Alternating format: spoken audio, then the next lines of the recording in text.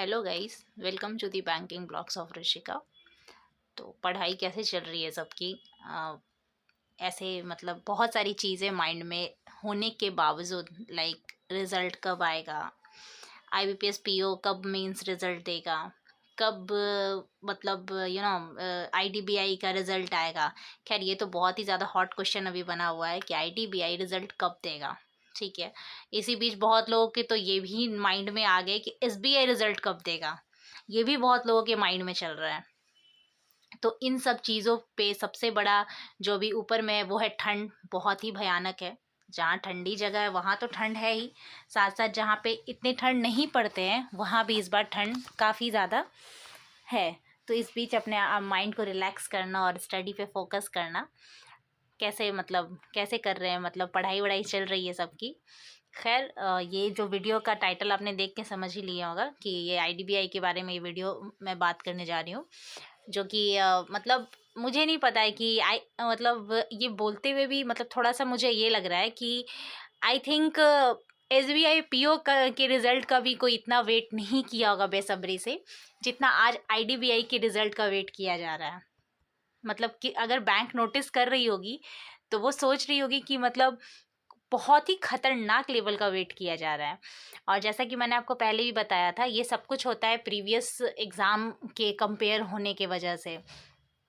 तो बहुत ज़्यादा कि रिज़ल्ट कब आएगा, ऐसे मतलब हर दिन ग्रुप में देखने को मुझे मिलता है। हर दिन कमेंट में भी एक दो आ ही जाता है कि हाँ, मतलब कमेंट में भी आते हैं लोगों के।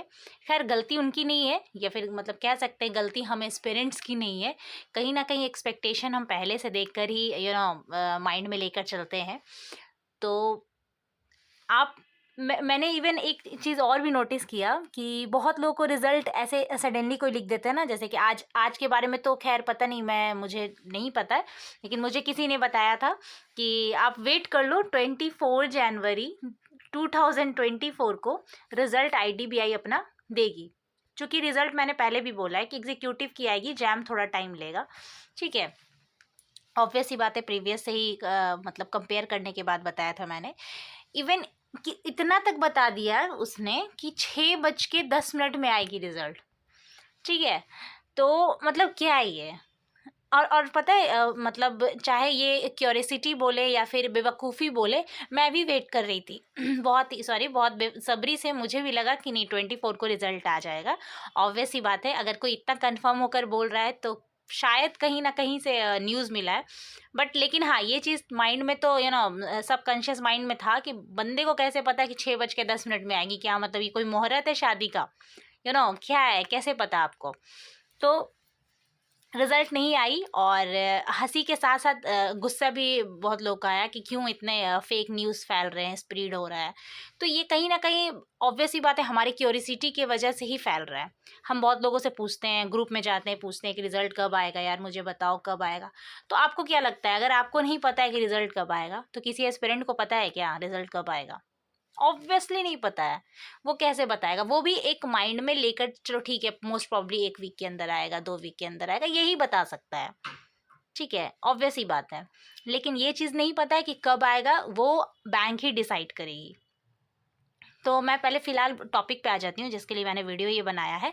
उसके बाद मैं आपको बताऊँगी कि शायद मुझे लगता है कि ये भी उनके माइंड में चल रहा है क्या।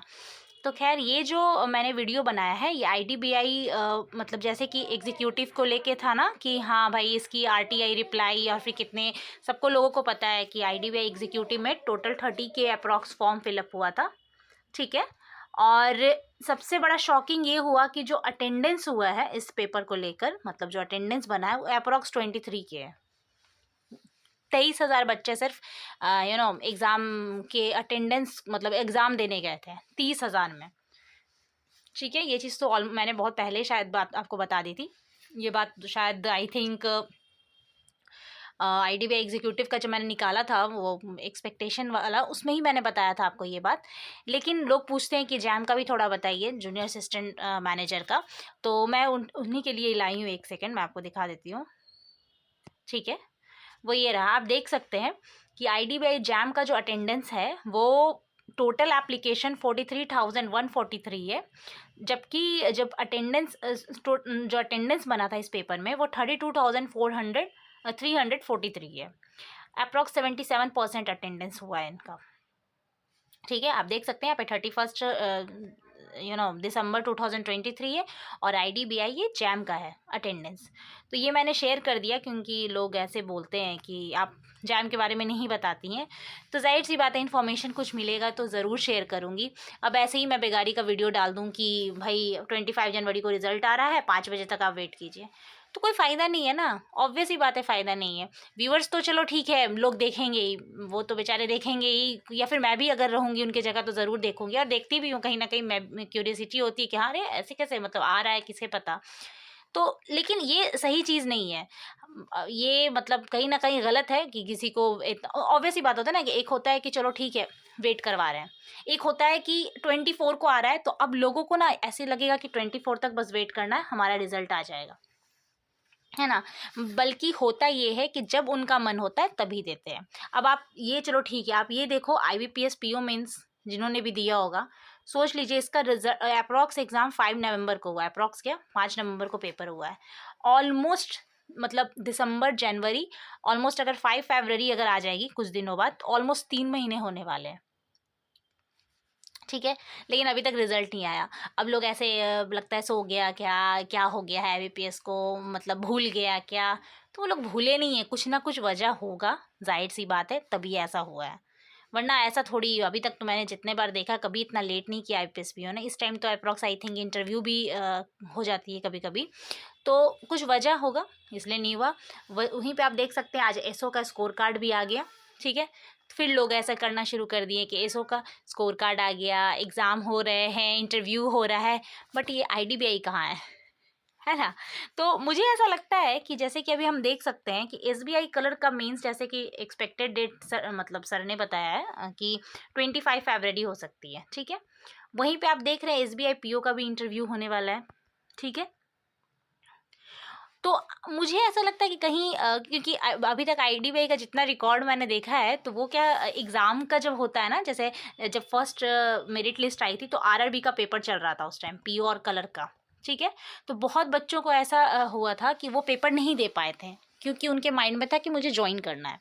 ठीक है, अब छोड़ना नहीं छोड़ना वो अलग बात है कि बाद में जाके वो लीव कर दिए, रेजिग्नेशन दे दिए हैं, ये प्रॉब्लम वो प्रॉब्लम, बट जिनको ज्वाइन करना था उनको RRB का पेपर छोड़ना पड़ा। बहुत लकी लोग ऐसे थे जिन्होंने RRB PO का भी पेपर दिया, कलर का भी दिया, मेंस भी दिया, वो कुछ लकी लोग थे।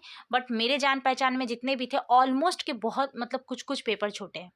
मैंने लास्ट वीडियो में बताया था ना कि एक मेरी फ्रेंड थी, उसके तो टोटल पेपर ही छूट गए थे। RRB PO उसने शायद प्री दिया था, मतलब उसने UP से भरा था फॉर्म, उसने कलर RRB कलर को उसका छूट गया क्योंकि उसका ट्रेनिंग था उस टाइम कोलकाता में। उसके बाद IBPS कलर भी नहीं दे पाई थी क्योंकि जस्ट एक वीक के बाद था, तो ऑलमोस्ट पेपर उसके छूट गए थे। अब सोचिए जब प्री ही नहीं दे पाई तो मेंस तो जाहिर सी बात है वो नहीं कैसे देगी।